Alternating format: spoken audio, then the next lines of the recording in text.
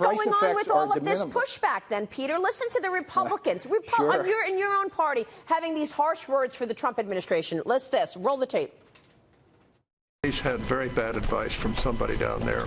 The people who are going to have to pay these tariffs are going to be the American citizens. This is leftist economic policy. His regulatory reform agenda has been great. This trade policy will be disastrous. Disastrous, says Ben Sass. Orrin Hatch, he's getting bad advice. These are all the president's allies. Sure. And look, the president ran in 2016 on a platform basically to clean up the Trade Act here in America. Politicians have come and gone for the last 20 years, giving away our wealth to foreign countries for bad trade deals. So the people who are coming out of the woodwork now to criticize the president are the same ones who criticized him during the election. He's just fulfilling a campaign promise of the people in Ohio and Michigan and North Carolina, the people who make things with their hands, who do it so honestly, who've just been hammered by unfair competition. I mean, let's think about this, Maria. We have the lowest tariffs in the entire world, the lowest non-tariff barriers. And what do we get from that? We get $500 billion of our wealth every year in the form of a trade deficit offshore to foreign countries that can then come back and buy our farmland or our buildings and everything else in between. So, again, this is a courageous move by Donald Trump, and it's a timely move, and what we need to do is focus on steel and aluminum as key national security industries and see through the rhetoric that's going on now attacking this president. And he's going to stand up to it. When does it end, Peter? I mean, that's another concern. You've done washing machines. You've done solar panels. Now aluminum and steel, much more significant than the prior. Are we looking at tariffs on other things down the road as well?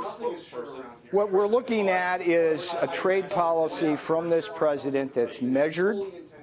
It's going to be effective, it's balanced, and the goal here basically is to reduce our trade deficit in a way that creates jobs here in the heartland of America so that we can sustain ourselves economically, see our wages go up.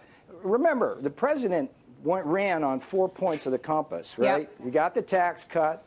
We're getting great deregulation. Mick Mulvaney's doing a great job at OMB, as are other agencies. We were going to unleash our energy prices, and now we're a powerhouse in terms of energy and trade reform. And you know, Maria, that trade deficits shave growth off our GDP, and they've been doing that for 20 years now.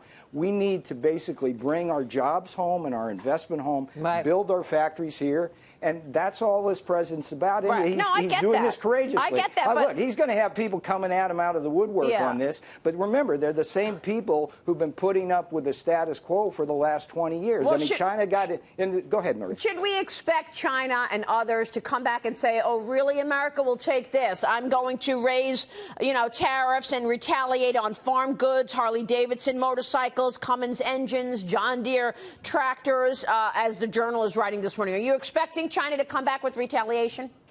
I don't believe any country in the world is going to retaliate for the simple reason that we are the most lucrative and biggest market in the world. They know they're cheating us, and all we're doing is standing up for ourselves. Remember, Maria, if we try to sell a car in China, what's the tariff? It's 25%. They try to sell one here, it's 2.5%. Okay, but you know what? The markets aren't even focused on China. They're focused on Canada, Peter. You know that. We're in the middle of this new round of negotiations on NAFTA. 2 weeks ago, Justin Trudeau said, you know what? I'm willing to walk. So we're importing more from Canada here. So what can you tell us about the NAFTA negotiations and what worry we should be looking at in terms of Canada and the U.S. on the NAFTA deal and Mexico as well? Real quick.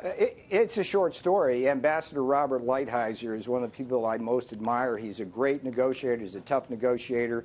And we're either going to get a really good deal that the president approves or we're not. But that's what it's about. That's what negotiations are about. This is a really important thing for this country, for Canada and Mexico. We think we're going to get a great deal. If there's anybody who can do it, it's Bob Lighthizer. Yeah, is this part of playing poker on the president's part? How much of this is playing poker with these tariffs? Yesterday was not poker. No? Yesterday, no. It's got nothing to do with NAFTA. I mean, I know the president has the art of the deal. That's why I asked. It's got nothing to do with NAFTA. This is an issue that we began in April. Okay. We've debated it extensively. And we took a measured response yesterday that will be finalized next week. Right. And it's a measured response, 25% on steel, 10% on aluminum. All right. That's a measured response to all the dumping and the need to have these industries move. All right, great, Peter, great to talk to you again. Thank you so much for making the case. Been too long. Come back soon, Peter. Thank you so much, Peter Navarro.